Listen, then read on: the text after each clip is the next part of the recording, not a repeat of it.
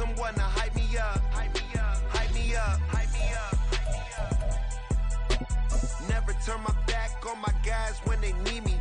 Gotta get respect for my job, it ain't easy. In a good mental state, and God is the reason. This is plain Jane season. Historic Lambeau Field. Fittingly, it butts up against Lombardi Avenue here in the heart of Green Bay, Wisconsin. Today, we've got a Week 8 matchup on tap here, as it'll be the Minnesota Vikings taking on the Green Bay Packers.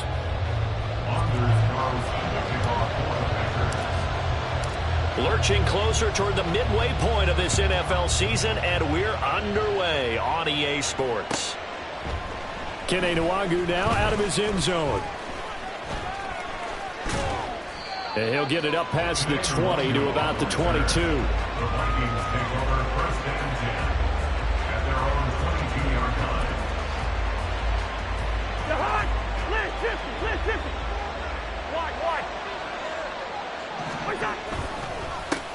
Now the fourth-year man, it's Cam Akers.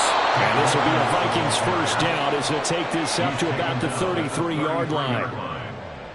Good sign here early. Everybody on offense there up front in the backfield in sync on that play. So much talk about home field advantage.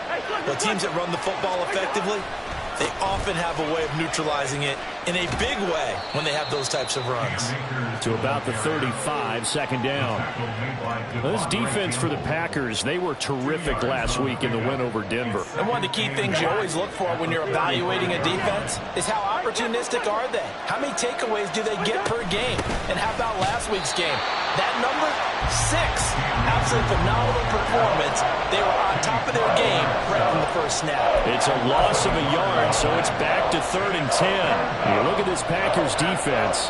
They were terrific last week in the win over Denver. One thing you always look for when you're evaluating a defense, how opportunistic are they? How many takeaways do they get? How about last week's game? The number was 6. Phenomenal performance. And he'll get this to the 40, but that's still going to be a few yards short of the first down. So the completion good for 7 there. And that's going to make it 4th down. That pattern and scheme was well defensed on 3rd down. He tried to just sprint from one side of the field to the other, and they got it to him quickly. But no chance at yards after the catch there, and they stop him short. Pass taken in by his big tight end, and he'll be stopped right at midfield. A curious decision to go for it, but it pays off with a first down. First down, They'll go with Akers here up the middle. And he's swallowed up right near the line of scrimmage. Call it no gain on the play, and it'll be 2nd down. What an advantage having an elite guy in the middle of the defensive line, because not only does he take up the space and let the linebackers run free, but he can also make plays himself, as we just saw there. Play fake. Cousins. And that's complete to K.J. Osborne. And this is going to result in another first down as the tackle's made at the Packers' 32-yard line. A give up the middle to Akers. And he can only manage to get a couple. 2nd and 8 coming up.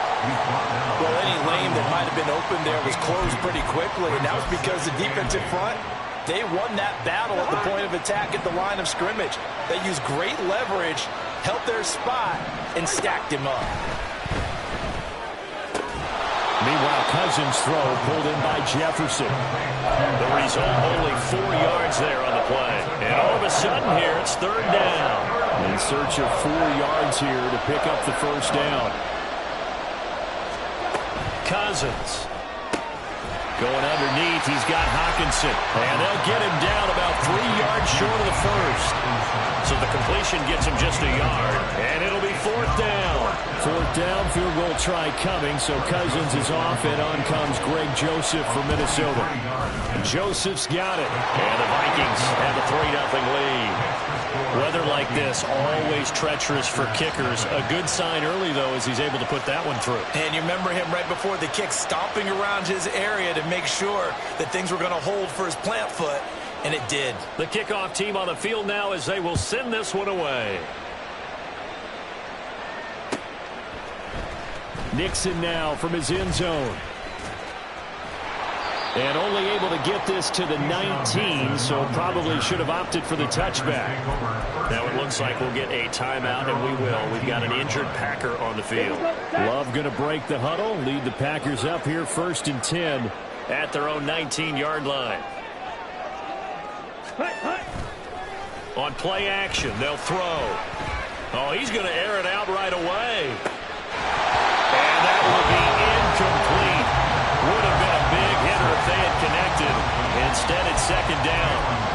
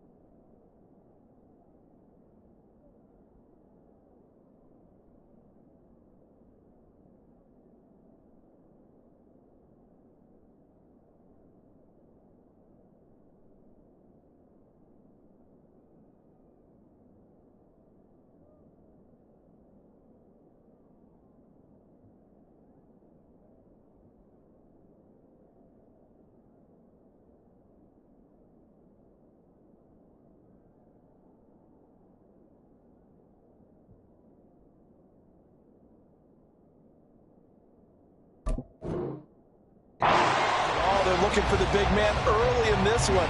The only surprise for them, he couldn't hang on to the pass.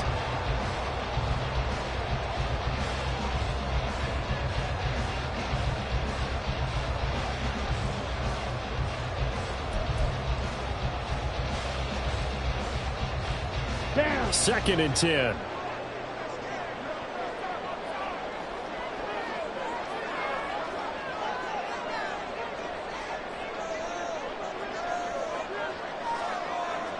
Ready? A guy coming off a career high in rushing yards last year. Here's Aaron Jones.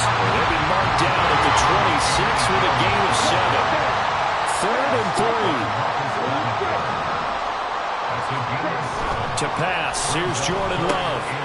Able to find the open man. That's complete. And he's going to have the Packers 1st down as they're able to get the 3rd down conversion.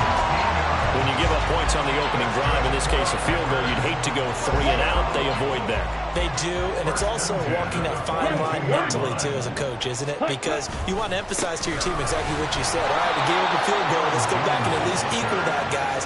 But if we don't, you don't want them to feel like it's the end of the world either. Nice that they were able to pick up the 1st down there, help them relax a little bit. The Packers at 5-1 here in this early part of the season, and they come in feeling pretty good after back-to-back victories, CD. And I thought that they played pretty well last week. Their execution, their discipline, their resilience, all on display in that victory. Now this one complete downfield on the left side. And this is going to turn into another 1st down as the tackle is made at the Vikings 35. Ready. That's good for a Green Bay Packer. 1st and 10 at the 3-0 after 1 on EA Sports.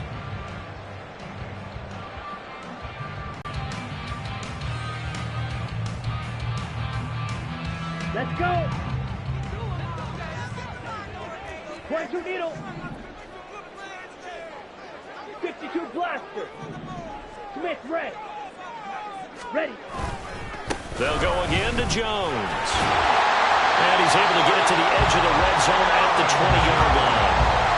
9 yards to pick up there, and it's a 1st down. Another strong run from the underrated Aaron Jones, who really deserves more credit for what he has done for the Packers. Even splitting carries in an offense that loves to throw it around, Jones put up his 3rd 1,000-yard season in the last 4 years. Now Love, he's got this complete to Jones. And he'll go out of bounds in the red zone just inside the 20. They'll give him 4 yards there, and that'll make it second down. Second and 6. Drill green. Set, go. Here's Love. That's taken in by Watson. And it's a Packers touchdown. Christian Watson, his 9th touchdown of the season. And the Packers have taken the lead.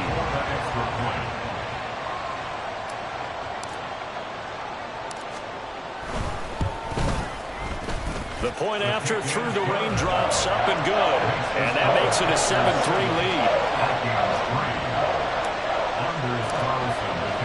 Carlson back out there now to send this one away. But no run back here. Fair catch, and this will come out to the 25.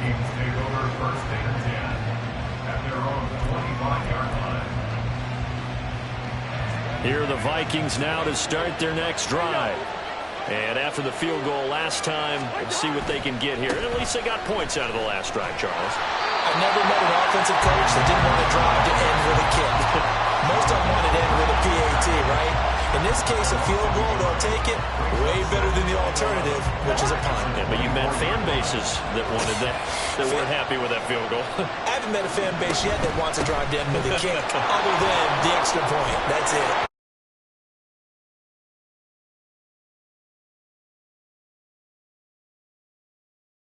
Leaves him with 3rd and about 6 yards to go. On a 2nd and long, it's really nice to see an offense that has enough confidence to run the football in that situation. I think that goes back to their practice and game planning.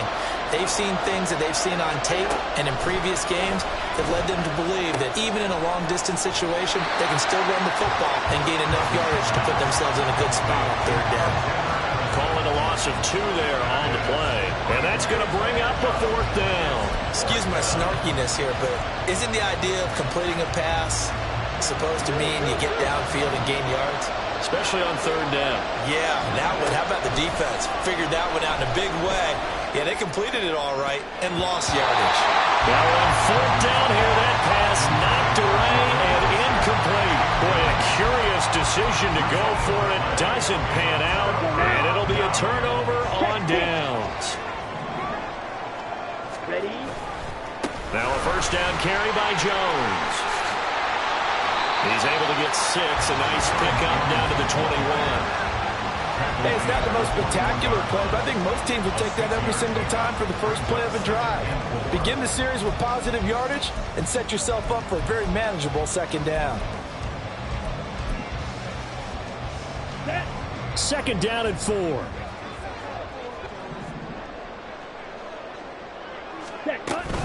Again, it's Jones.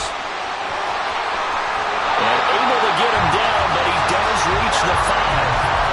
45 yards rushing for him now on just 6 carries to this point.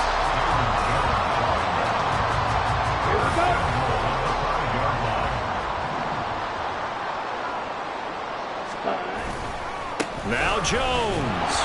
And he'll get this one back to the 5-yard line, but no further than that. They'll say no gain on the play, and it'll be 2nd and goal. No gain on the play. Leads to 2nd and goal. I think he had to unload that one before he wanted to. He was right up in his grill. I think he was a dentist there without a license, don't you? Just not enough time for the play to develop. Just lucky it wasn't a fumble, really. Smith.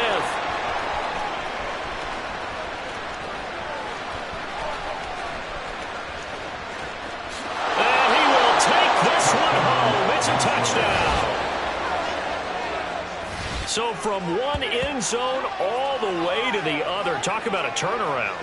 And how about the excitement that that play generates for his team? Not just the points on the board, but the momentum and taking it from coast to coast, end zone to end zone. What a tremendous play. And he missed it. No good. This is going to remain a 2-point game after that one.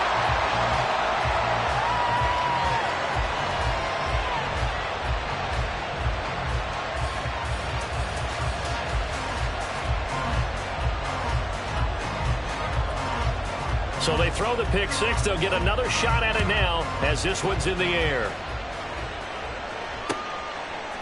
Nixon now from his end zone. And the decision to bring it out, not a good one, as he's tackled at the 15.